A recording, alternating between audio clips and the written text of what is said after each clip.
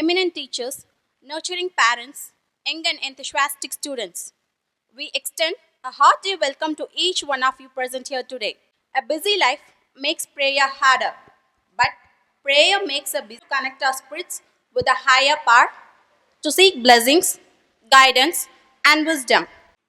நீராறும் கடலுடுத்த நிலமடந்தை கெழிலொலுகும் சீராறும் வதனமென திகழ் பரத கண்டமிதில் தெக்கனமும் மல் சிறந்த திராவிடனல் திருநாடும் தக்க சிறு பிறை நுதலும் தரித்தனரும் திலகமுமே அத்திலக வாசனை போல் அனைத்துலகும் இன்பமுற எத்திசையும் புகழ் மணக்க இருந்த பெரும் தமிழனங்கே தமிழனங்கே உன் சீரிலமை திறம்பியந்து செயல் மறந்து வாழ்த்துதுமே வாழ்த்துதுமே வாழ்த்துதுமே. 2011 தொடங்கப்பட்டு பார்வையாளர்களின் மதிப்பீட்டில் தமது சேவையை செவ்வன செய்து கொண்டு தொடர்ச்சியாக முதலிடத்தை பிடித்து வரும் பெருமை புதிய தலைமுறை தொலைக்காட்சியை சாரும். இந்த வெற்றியை நம்மோடு பகிர்ந்து கொள்வதில் புதிய தலைமுறையும், இந்த நிகழ்ச்சி நம் பள்ளியில் நடைபெறுவதால் நம் அல்லஜிகர் பள்ளியும் பெருமை கொள்கிறது. இப்பொழுது புதிய தலைமுறை தொலைக்காட்சியின் சார்பாக நம் பள்ளி தாளாளர் திரு நயினார் முகமது அவர்களை கௌரவிக்கிறார்கள்.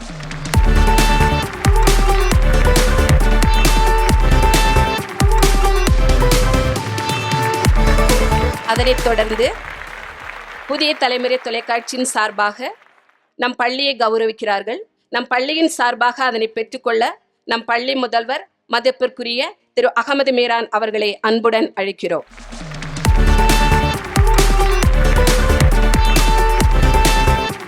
படிப்பு ஏன் முக்கியம்?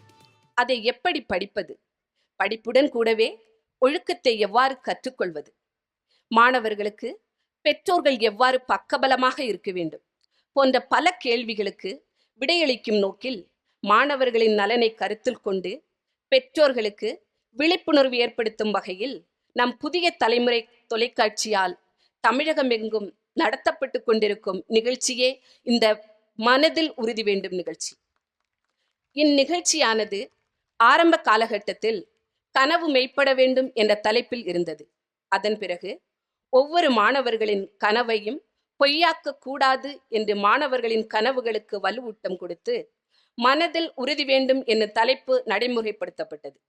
இந்நிகழ்ச்சியில் பங்கு கொண்டு படிப்பு, தேர்வு, எதிர்காலம் என அனைத்திலும் தெளிவுபட்டு எதிர்காலம் சிறக்க நம் அல்லஜிகர் பள்ளியின் சார்பாக வாழ்த்துக்களை தெரிவித்துக் கொள்கிறோம்.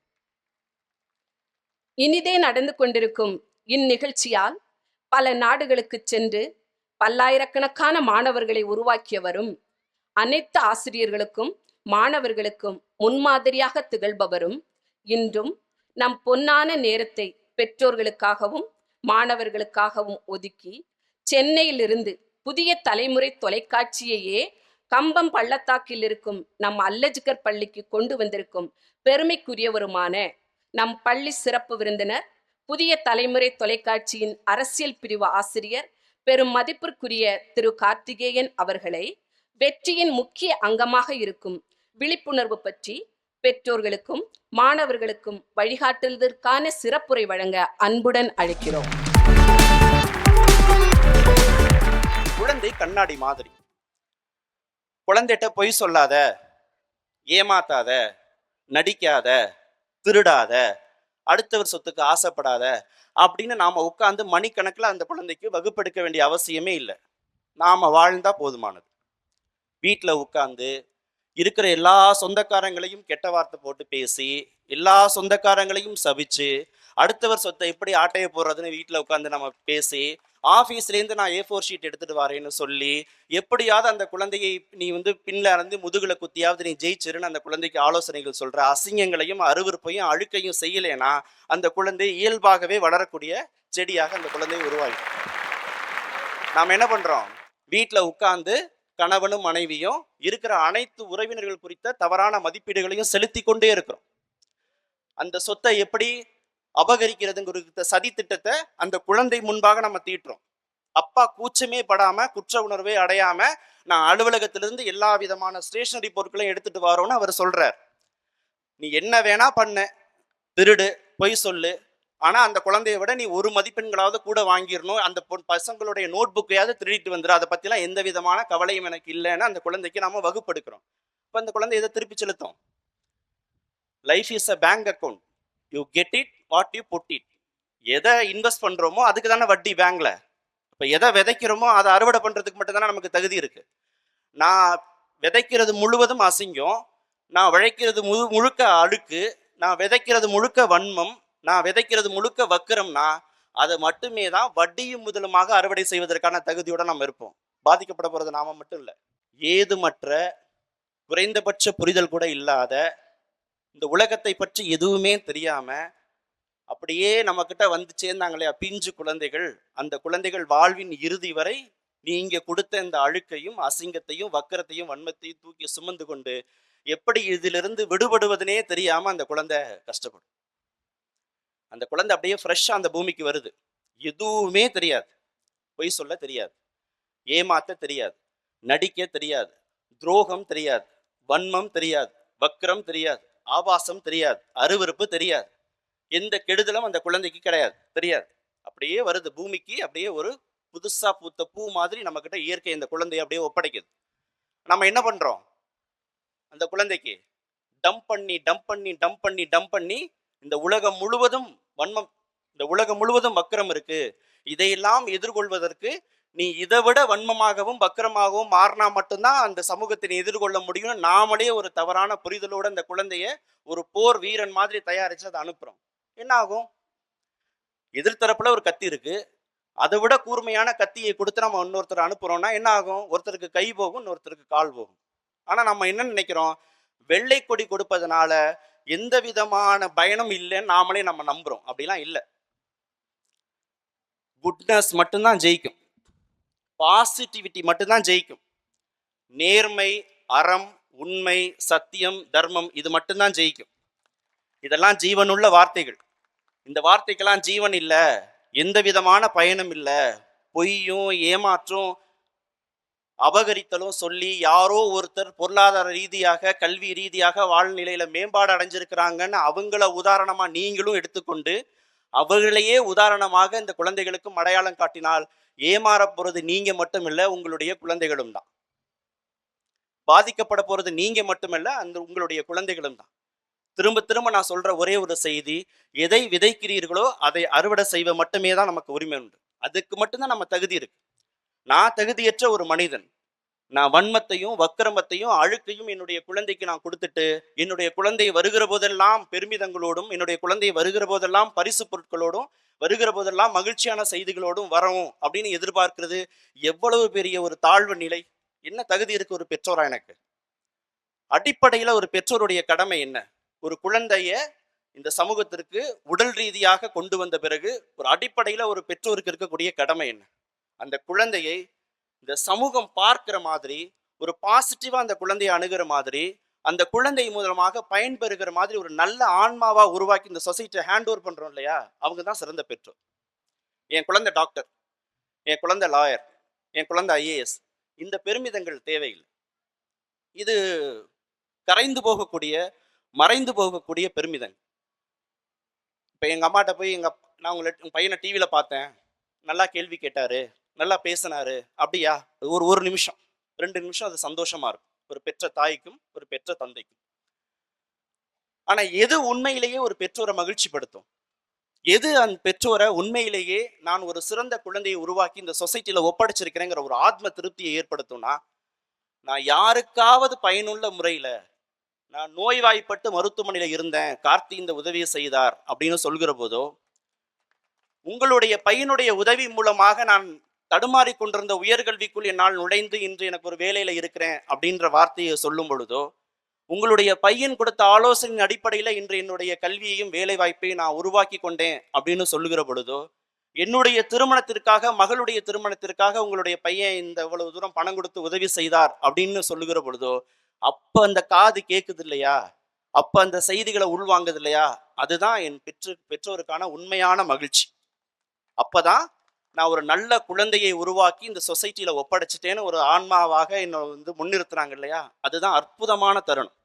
அந்த தருணத்தை நோக்கி தான் குழந்தையை நகர்த்தணுமே தவிர, மிகச்சிறந்த கல்வி நிறுவனங்கள்ல, ஆகச்சிறந்த கல்வி நிறுவனங்கள்ல லட்சங்கள்ல கோடிகள்ல கொட்டி பணத்தை செலவு பண்ணி படிக்க வைக்கிறதும், அந்த குழந்தை பொருளாதார ரீதியாக அந்த குழந்தை உயர்வதை பார்த்து பெருமைப்படக்கூடிய ஒரு சாதாரண பெற்றோராக மட்டுமே நாம் நிறுத்தி கொள்ள போகிறோமா? இல்ல, என்னுடைய குழந்தை மகிழ்ச்சியா இருக்கு, என்னுடைய குழந்தை இந்த சமூகத்தில் இருக்கக்கூடிய பாசிட்டிவ் எனர்ஜி முழுவதையும் கடத்துது, எந்த விதத்திலும் யாருக்கும் ஒரு ஹார்ம்லெஸ்ஸான ஒரு ஜீவனாக இருக்கு, ஒரு நல்ல ஆன்மாவாக இருக்கு, எங்கேயோ நோய்வாய்ப்பட்டிருக்கிற, எங்கேயோ படிப்பதற்கு கஷ்டப்படுகிற, எங்கேயோ பொருளாதார நிலையில் பின்தங்கி இருக்கக்கூடிய மனிதர்கள் வாழ்க்கையில மேல்நிலை வருவதற்கு அந்த மாணவனுடைய, என்னுடைய மகளுடைய கல்வியும் பொருளாதாரமும் பயனுள்ளதா இருக்குன்னு ஒரு பெற்றோர் நினைக்கிறாங்க இல்லையா, அந்த இடத்துல தான் நம்ம ஜெயிச்சிருக்கோம். அந்த புள்ளியில தான் நமக்கு ஒரு ஆத்ம திருப்தி இருக்கும். அந்த இடத்தை நோக்கி நம்ம நகர்வது அப்படிங்கிறதான் வாழ்க்கையின் உன்னதமான நாகரிகமான பண்பாடு அடைந்த ஒரு சமூகம். அந்த இடத்துக்கு நம்மளால நகர்த்திட முடியும். நான் அந்த இடத்துக்கு நகர்ந்துட்டேன், என் குழந்தை அப்படி ஒரு குழந்தையாக உருவாவதை பார்த்து எனக்கு மகிழ்ச்சி. ஆகச்சிறந்த பொருளாதார வசதி, ஆகச்சிறந்த அரசியல் செல்வாக்கு, ஆகச்சிறந்த அரசியல் அதிகாரம் எல்லாவற்றிலும் இருக்கிறதை விட, ஒரு குழந்தை யாருக்குமே எந்த தீங்குமே செய்யாத, கடுஞ்சொல் பேசாத, பொய் சொல்லாத, ஏமாற்றாத, நேர்மையோடு செயல்படக்கூடிய ஒரு குழந்தையை நீங்க உருவாக்கிட்டீங்கன்னா அதை விட பெரிய வெற்றி ஒரு பெற்றோருக்கா எதுவுமே இருக்க முடியாது. அதுதான் இலக்கு. கல்வியை பொறுத்த வரைக்கும் எந்த விதமான சிரமமும் இல்லை, நம்ம முழுமையா நம்பலாம். நீங்க தனியார் பள்ளியில சேர்த்தாலோ, அரசு உதவி பெறும் பள்ளியில் அந்த குழந்தையை சேர்த்தாலோ, இல்ல அரசு பள்ளியில் சேர்த்தாலோ, இருக்கிற கட்டமைப்பை அந்த குழந்தை சரியாக பயன்படுத்தி கொண்டாலே அந்த குழந்தை இந்த சமூகத்தின் உச்ச நிலைக்கு வந்துட முடியும். கல்வியிலேயோ பொருளாதாரத்திலேயோ அதுல எந்த சிரமமும் இல்லை. அதற்காக இவ்வளவு பிரயத்தனங்கள் தேவைப்படவே இல்லை. நல்லா புரிஞ்சுக்கணும். எந்த பள்ளியில் வேண்டுமானாலும் நீங்க சேருங்க. நேற்று நான் பெரம்பலூர் புத்தக காட்சியில பேசிவிட்டு வருகிற போது உதவி ஆட்சியர் ஒருவர் என்னோட பேசிட்டு இருக்கும்போது, என்னுடைய குழந்தையை நான் அரசு பள்ளியில தான் சேர்க்கிறேனார். அங்கதான் படிக்குதுன்னார். அங்க படித்த குழந்தை அந்த மாவட்டத்தில் இருக்கக்கூடிய அனைத்து தனியார் பள்ளி மாணவர்களோடும் போட்டி போட்டு எல்லாவற்றிலும் முதல் பரிசு பெறுது அப்படின்னு அவர் சொன்னார். அப்ப பிரச்சனை சிலபஸோ, ஸ்கூலோ, தனியார் பள்ளியா, அரசு பள்ளியா, அரசு உதவி பெறும் பள்ளியா, சிபிஎஸ்சியா, ஸ்டேட் போர்டா, ஐசிஎஸ்சியாங்கிறதெல்லாம் பிரச்சனை இல்லை. இந்த குழந்தை படிக்கணும்னு முடிவு பண்ணிட்டா, ஜெயிக்கணும்னு முடிவு பண்ணிட்டா, நிச்சயமாக தான் பிடிச்ச கல்வியை, தனக்கு பிடிச்ச கல்வியை தேர்ந்தெடுத்து கல்வியில வேலை வாய்ப்புல முன்னேறி இருக்கிற சிஸ்டத்துல எந்த விதமான குறைபாடும் இல்லை. அது வெற்றி இல்லை. அது ரொம்ப இலகுவா, அது போகக்கூடிய ஃப்ளோலையே விட்டாவா அந்த குழந்தை போய் சேர்ந்துடும், அந்த இலக்கை நோக்கி நகர்ந்துடும். எது பெரிய இலக்கு? அந்த குழந்தை மகிழ்ச்சியோடு இருக்கா? அந்த குழந்தை தினம் தினம் தன் அளவுல மகிழ்ச்சியோடு இருக்கா? அந்த குழந்தை சக மனிதனோடு எந்த விதமான பாரபட்சமும் இல்லாம பேசுதா? ஜாதி பார்க்கலையா? மத வேறுபாடு பார்க்கலையா? எல்லோரும் முன்னேறணும்னு நினைக்குதா? ஆண் பெண் வித்தியாசம் பார்க்கலையா? எல்லாரும் ஜெயிச்சாதான் இந்த உலகம் இயங்கும்னு நினைக்குதா? பன்முகத்தன்மை தான் இந்த நாட்டுடைய அடிப்படை சித்தாந்தம்ங்கிற கட்டமைப்பை நம்புதா? இந்த தகுதி அந்த குழந்தைக்கு கொண்டு போய் சேர்க்கிறதா இப்ப இருக்கக்கூடிய பெரிய சவால். அந்த குழந்தைய நான் படிக்க வைக்கிறேன், நீட் படிக்க வைக்கிறேன், அந்த தேர்வுக்கு தயாராகிறேன், அது இருக்கிற சிஸ்டத்துல அது டிராவல் ஆகும். இங்க ஏறினா திண்டுக்கல், திண்டுக்கல் ஏறினா மதுரைன்னு அது போற சிஸ்டத்திலே போகும். அதுக்கு நம்ம பெரிய அளவுல மெனக்கட வேண்டியதில்லை, பிரயத்தனங்கள் பெற வேண்டியதில்லை. ஆனா ஒரு பெற்றோரா, ஒரு கல்வியாளரா, ஒரு ஆசிரியரா நம்ம எதுக்கு மெனக்கெடணும்னா, அந்த குழந்தை மகிழ்ச்சியா இருக்கா? அந்த குழந்தை சந்தோஷமா இருக்கா? திரும்ப திரும்ப இந்த வார்த்தையை நான் ஏன் இந்த அரை மணி நேரமா மீண்டும் மீண்டும் சொல்றேன், நீங்க பேசி பாருங்க. அந்த குழந்தைக்கு உரையாடல் மூலமாக நீங்க கடத்தி பாருங்க உங்களுடைய கேள்விகளையும். என்ன உண்மையிலேயே நீ மகிழ்ச்சியா இருக்கியா? உண்மையிலேயே சந்தோஷமா இருக்கியா? நீ படிச்ச படிப்பு உனக்கு மகிழ்ச்சியை கொடுக்குதா? வேற எதையாவது நீ எதிர்பார்க்கிறியா? கல்வி தாண்டி விளையாட்டு உனக்கு பிடிக்குதா?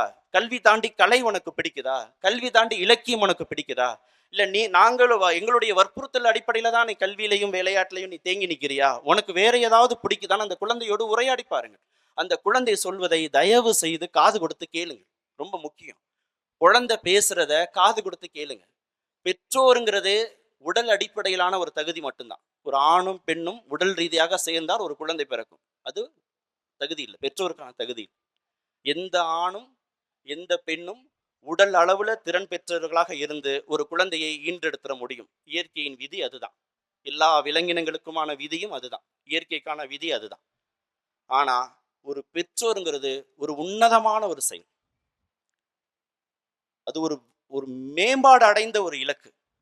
பெற்றோருங்கிறது சாதாரண விஷயம். நீங்க பொய் சொல்வீங்களா? நீங்க பெற்றோர் இல்லை. ஏமாத்துவீங்களா? நீங்க பெற்றோர் கிடையாது. நீங்க நடிப்பீங்களா? பெற்றோர் இல்லை. முன்னுக்கு பின் முரணா பேசுவீங்களா? பெற்றோர் இல்லை. ஜாதி பார்ப்பீங்களா? நீங்க பெற்றோர் கிடையாது. மதம் பார்ப்பீங்களா? நீங்க பெற்றோர் இல்லை. அடுத்தவன் நல்லா இருக்கக்கூடாதுன்னு நினைப்பீங்களா? நீங்க பெற்றோர் இல்லை. அடுத்தவர் சொத்துக்கு ஆசைப்படுவீர்களா? நீங்க பெற்றோர் கிடையாது. அடுத்தவரை காலவாரி விடுவீங்களா? நீங்க பெற்றோர் கிடையாது. அடுத்தவன் நல்லா இருக்கக்கூடாதுன்னு நினைக்கிறீங்களா? பெற்றோர் கிடையாது. நான் மட்டுமே உயர்ந்தவன் நினைக்கிறீங்களா? நீங்க பெற்றோர் கிடையாது. பெண்கள் கீழானவர்கள் நினைக்கிறீங்களா? நீங்க பெற்றோர் கிடையாது. என்னை விட இவன் தாழ்ந்தவன் பணத்துல, அதனால நாம மதிக்க மாட்டேன்னு நினைக்கிறீங்க. பெற்றோருங்கிறது உயர்ந்த இலக்கு. பெற்றோருங்கிறது ஒரு மேம்பட்ட வாழ்நிலை. பெற்றோருங்கிறது நமக்கே கொடுத்துக்கக்கூடிய அங்கீகாரம் கிடையாது. ஒரு ஆண் பெண் சேர்ந்து குழந்தை பெற்றுக்கொள்வதன் மூலமாக நாம் பெற்றோர், ஒரு பேரண்ட்ஸுங்கிறது ஒரு வெர்பல். அது இல்லை. அந்த இலக்கை நோக்கி நம்ம நகர வேண்டியதில்லை. அது எல்லோருக்கும் நடக்கும். உடல் தகுதி உள்ள எல்லோருக்கும் நடக்கும். நான் சொல்றது மனத்தகுதி, ஆன்மாவின் தகுதி. அந்த நிலைக்கு, பெற்றோருங்கிற ஒரு நிலைக்கு நான் உயர்த்தி கொள்ளணும்னா, நான் என்னை பரிசுத்தமானவனாக ஆக்கிக்கணும். என்ன பாசிட்டிவிட்டியால நிரப்பிக்கொள்ளணும், என்ன பன்முகத்தன்மையால நிரப்பிக்கணும், அன்பால நிறைச்சிக்கணும், வெறுப்பால நிறைக்க கூடாது. இதுதான் ரொம்ப முக்கியம். ரவீந்திரநாத் தாகூருடைய ஸ்டேட்மெண்ட்டை சொல்லி நான் நிறைவு செய்கிறேன். இந்தியாங்கிறது ஒரு கோடு இல்லை. இந்தியாங்கிறது ஒரு வரைபடம் கிடையாது. நான் பிறப்பதற்கு முன்பே இந்தியா பிறந்தது. இங்க போர்த்துகீசியர்கள் வந்திருக்காங்க, முகலாய மன்னர்கள் வந்திருக்கிறாங்க, டச்சுக்காரர்கள் வந்திருக்காங்க, பிரெஞ்சுக்காரர்கள் வந்திருக்காங்க, ஆங்கிலேயர்கள் வந்திருக்கிறாங்க. இந்த நாட்டை பல மன்னர்கள் ஆண்டிருக்காங்க. பாண்டிய மன்னன், சேர மன்னன், சோழ மன்னன் எல்லாரும் ஆண்டிருக்கிறாங்க. இங்க நிறைய மொழிகள் பேசப்படுது.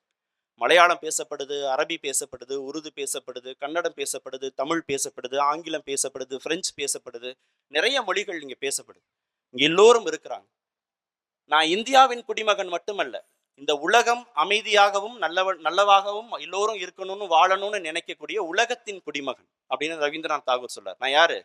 இந்தியாவின் குடிமகன் மட்டுமல்ல, இந்தியா பன்முகத்தன்மை கொண்ட நாடு அப்படின்ற புரிதலோடு உலகத்தில் இருக்கக்கூடிய எல்லோரும் நல்லவர்களாக வாழ வேண்டும், உலகத்தில் இருக்கக்கூடிய எல்லோரும் மகிழ்ச்சியோடு வாழணும்னு நினைக்கக்கூடிய உலகத்தின் குடிமகன்கிறார். எந்த பெற்றோர் உங்களுடைய குழந்தையை உலகத்தின் குடிமகனாக உங்களால் உருவாக்க முடியுங்கிற இலக்கை நோக்கி நீங்கள் நகருகிறீர்களோ, அன்றைய தினம்தான் ஒரு பெற்றோராக நாம் வெற்றி பெற்றதாக, பெருமிதம் கொண்டவர்களாக நாம இந்த சமூகத்தின் முன்பாக, இயற்கையின் முன்பாக நிறுத்திக்கொள்ள தகுதி படைத்தவர்களாக ஆக முடியும்னு நான் நம்புறேன். அந்த பயணத்தை நோக்கி நாமளும் உங்களோட சேர்ந்து நானே தொடர்ந்தும் பயணித்து கொண்டு தான் இருக்கிறேன். நன்றி வாய்ப்புக்கு. மீண்டும் ஒரு சந்தர்ப்பத்தில் நாம சந்திக்கிறோம். தங்களின் மின்னல் வார்த்தைகள் எங்களுக்கு கண்ணல் அமுதங்கள். தங்களின் ஒவ்வொரு வரிகளும் சரமாக மாறி எங்களுக்கு சமர்ப்பிக்கப்பட்டன. தங்கள் வார்த்தையால் எங்கள் மாணவர்கள் வளருவார்கள். தங்கள் வாழ்த்துதலால் அவர்கள் உயர்வார்கள். நாவினிக்க நல்லதோர் தமிழில் எங்களுக்கு சிறந்த உரை வழங்கிய தங்களுக்கு நெஞ்சார்ந்த நன்றிகள். நிகழ்ச்சியின் அடுத்தபடியாக நம் சிறப்பு விருந்தினர், பெற்றோர் மற்றும் மாணவர்களுக்கான ஒரு உரையாடல். நம் சிறப்பு விருந்தினரின் உரையை தொடர்ந்தோ அல்லது உங்களுக்கு பொதுவான சந்தேகங்கள் ஏதாவது இருப்பின் நம் சிறப்பு விருந்தினரை கேட்டு தங்கள் சந்தேகங்களுக்கு தெளிவுபடுத்திக் கொள்ளுமாறு கேட்டுக்கொள்கிறோம். What are the ways to focus and concentrate in during classes? During classes, concentrate பண்ணும்போது நீங்களாகவே செயற்கையாகவே அதை கான்சென்ட்ரேட் பண்ணுவீங்க. செயற்கையாகவே நீங்க அதில் கவனத்தை செலுத்துவீங்க. அது உங்களுக்கு பயன் தராது. நீங்க என்ன பண்ணணும்னா, கிளாஸ்ல அட்டன்டிவா இருந்தீங்கன்னா போதுமானது, கவனத்தோடு இருந்தீங்கன்னா நீங்க போதுமானது. அதுல கான்சென்ட்ரேட் பண்ண வேண்டியது இல்லை. உங்களுக்கு இருக்கக்கூடிய கவன சிதறல்கள் அப்படிங்கிறது இன்னைக்கு இருக்கக்கூடிய செல்போன் போன்ற விஷயங்கள்ல இருக்கு. ஆனா நீங்க என்ன பண்ணணும்னா, தொடர்ச்சியாக படிக்கிற போதும் பேசுற போதும் ஒருத்தரோட கண்ணை பார்த்து பேசுங்க. இப்ப நான் உங்க கண்ணை பார்த்து பேசுறேன் இல்லையா, அது மாதிரி வீட்லயோ உங்க நண்பர்கள்ட்டையோ நீங்க பேசுற போது உங்களுடைய கவன சிதறல்கள் அதிகமா இல்லாம நீங்க பாத்துக்கிறதுக்கு முழுவதுமாக கண் சார்ந்த உரையாடல்களை நீங்க வச்சுக்கோங்க.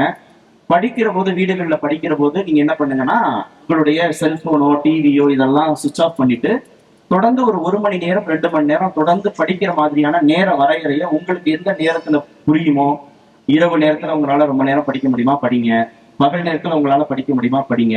அடுத்து வரக்கூடிய தேர்வு மாதங்கள்ல இந்த குரூப் லேர்னிங்கிறது ரொம்ப முக்கியம்.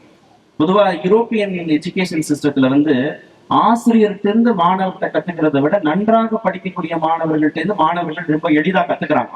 அது ஒரு ஈகோவா பார்க்காம, ஒரு போட்டியா பொறாமையா பார்க்காம, இவன்கிட்ட போய் நம்ம என்ன கத்துக்கிறதுன்னு நினைக்காம அந்த மாணவன்கிட்ட இருந்து அந்த கல்வியை கற்றுக்கொள்வதன் மூலமாக உங்களுக்கு இந்த இருக்கக்கூடிய பிரச்சனைகள்லாம் நாளாக நாளாக சரி செய்யும். இந்த வகுப்பறை முழுவதும் ஒரே ஒரு தேர்வை எழுத போறதில்லை. ஒரு வகுப்புல இருக்கிற 50 பேரும் டாக்டர் ஆக போறதில்லை. ஆனா நம்ம என்ன நினைச்சுக்கிறோம், அவனை விட எப்படியாவது ஒரு மதிப்பெண்கள் வாங்கணுங்கிறதுல ஒரு போட்டி பொறாமையில அந்த நண்பர்களை நம்ம விலக்கி வச்சிடறோம். அப்படி செய்யாம யூரோப்பிய கல்வி முறையில இருக்கிற மாதிரி நன்றா படிக்கக்கூடிய மாணவர்களோட சேர்ந்து ஒரு டீமா நீங்க படிக்க ஆரம்பிங்க. நாளாக நாளாக அந்த சிக்கல்லாம் உங்களுக்கு குறைஞ்சிடும். வாழ்க்கை. Thank you, sir. Sir, what skills and qualities are necessary for our desired career, sir? எதுக்கு? What skills and qualities are necessary for our desired career? உங்க கேரியருக்கு என்ன நீங்க டிசைட் பண்ணிருக்கீங்கப்பா? என்ன மேல பாக்குறீங்க? Scientist. சயின்டிஸ்ட். சரி, சயின்டிஸ்ட்னா நீங்க இப்ப இதுல இருந்தே அது தொடர்பான வீடியோ காட்சிகள்லாம் யூடியூப்ல இருக்கு. இஸ்ரோல இருந்து நிறைய ஸ்டூடெண்ட்ஸ் ப்ரோக்ராம்லாம் போடுறாங்க. புதிய தலைமுறை வீட்டுக்கு விஞ்ஞானி மாதிரி நிகழ்ச்சிகள்லாம் பண்றாங்க.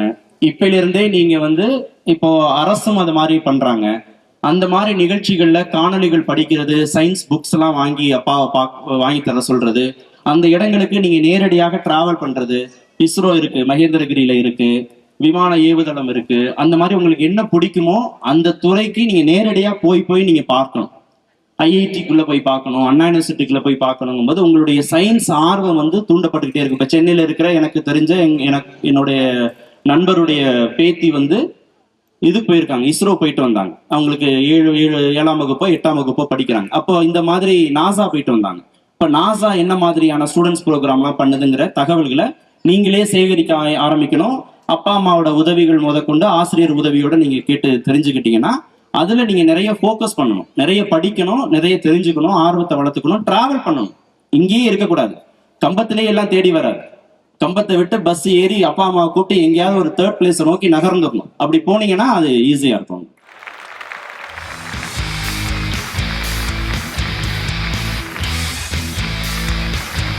அடுத்தபடியாக பேரண்ட் டீச்சர்ஸ் அசோசியேஷன் சார்பாக திரு கம்பம் சாதிக் எம்சி அவர்கள் நம் பள்ளி சிறப்பு விருந்தினர் அரசியல் பிரிவாசிரியர் திரு கார்த்திகேயன் அவர்களை கௌரவிக்கிறார்.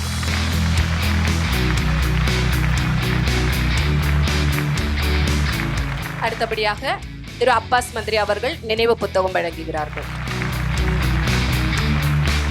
அடுத்தபடியாக அலுமினி அசோசியேஷன் சார்பாக மிஸ்டர் வசீம் அவர்கள் நம் சிறப்பு விருந்தினர் அவர்களை கௌரவிக்கிறார்கள். அடுத்தபடியாக டெக்னிக்கல் எஜுகேஷன் பார்ட்னர் திருமதி ஜாஸ்மின் அவர்கள் நம் சிறப்பு விருந்தினர் அரசியல் பிரிவாசிரியர் திரு கார்த்திகேயன் அவர்களை கௌரவிக்கிறார்கள்.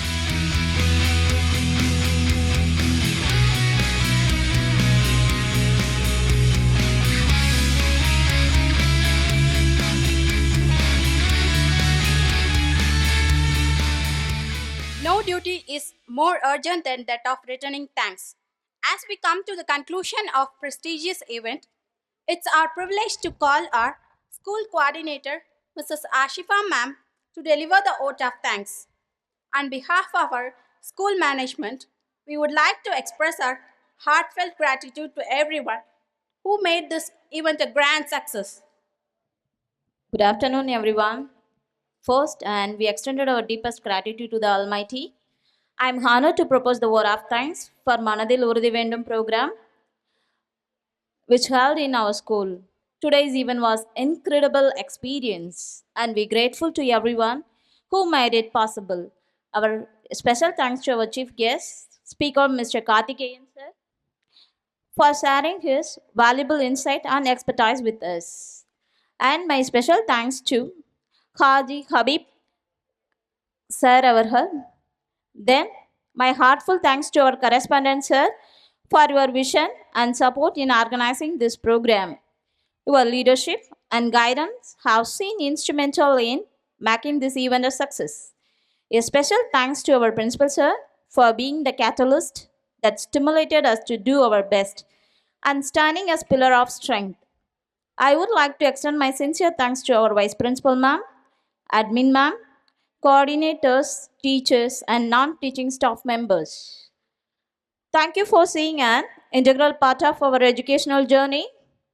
We are lucky to have you as our teachers. Thank you so much to all parents and well-wishers for your support and encouragement. Finally, the special thanks to all the students present here. Once again, thank you all for making this guidance program a memorable experience. We look forward to many more achievements in the future. Thank you.